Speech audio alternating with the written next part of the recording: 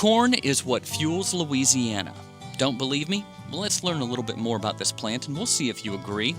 Chances are you learned in history that Native Americans introduced corn to European settlers. It was an important part of their diet then.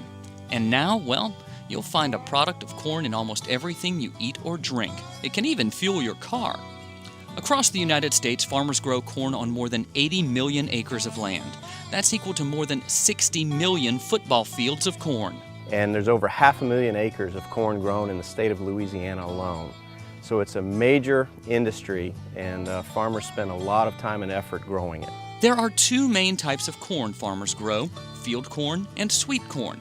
Chances are you know sweet corn very well. That's the one we eat right off of the cob. Typically, sweet corn has been picked right from the field, and it's best to eat within a couple of days. Field corn is what most farmers grow and what farm animals eat. This type of corn has been bred so that it dries down quickly and can remain stable in storage and provides a very nutritious package, especially for animals, as we feed the chickens and the hogs and the cattle and the other animals that we feed for our diet here in the United States. That's pretty much where the differences end between those two types of corn. First, let's take a closer look at the part of the corn plant you know best, the kernel.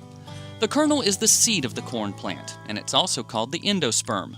Inside the kernel, you'll find the germ, which is the part of the seed which sprouts a new plant. Surrounding the germ are starch and gluten. That's the energy stored in the kernel of corn. All of that is surrounded by the hull and fiber. That's pretty soft on sweet corn, a little harder on field corn, and really hard on the type of corn that's the most fun, popcorn. That's why you have to heat up popcorn until the starch pops out before you can eat it. And did you know that when you eat corn, you're eating a relative of the grass growing in your yard? The corn plant is a grass. You can tell by the veins which run along the length of the leaves. These veins will carry the water out to the leaves, and as the leaves generate through photosynthesis and taking in the carbon dioxide from the atmosphere in these little factories that make this plant a green color, those little factories inside this leaf are called chlorophyll, and they're converting sunlight energy into carbohydrate energy. That's the kind of energy the plant uses to grow and to store inside the kernels of corn, which grow in ears on the side of the plant. Above the ear, at the top of the corn plant, you'll see the tassel. That's what makes the pollen. The pollen falls down on the ear of corn, which has pollen tubes known as silk. Those tubes take the pollen into the ear of corn and make each kernel. The interesting thing is that there are one of these little pollen tubes for every single kernel of corn on the ear. At the base of the corn plant, you'll notice some strange-looking roots. Those are called brace roots, and that's what keeps the corn plant from blowing over in the wind. So with all of that support down there, just how many ears of corn can a single plant make? Many people assume that there are many ears of corn on a stalk of corn. It turns out that most plants are going to produce one large ear of corn.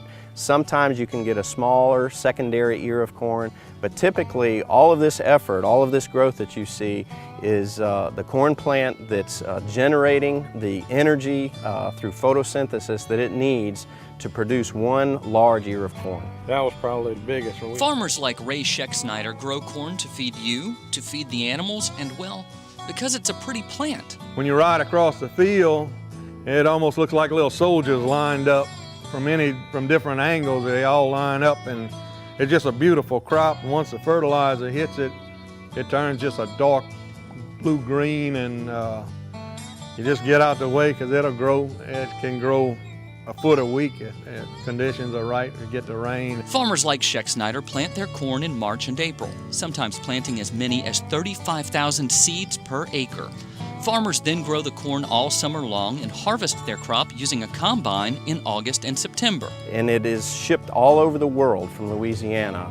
In fact, Louisiana is uniquely positioned at the mouth of the Mississippi River, and so a lot of the corn that's grown even up in the Midwest and in the Great Plains is brought down by barge down the Mississippi River and transferred to different ports, especially Port Allen and the Port of New Orleans in Louisiana, and shipped all over the world. All over the world, corn is used to feed livestock, converted into high fructose corn syrup for colas and candies, and even converted into ethanol, which can power race cars. All the while, corn makes money for Louisiana, bringing in nearly $400 million a year to the state. So not only does corn fuel the economy, it fuels our animals, it fuels our cars, And most importantly, it fuels you. And that's how corn fuels Louisiana.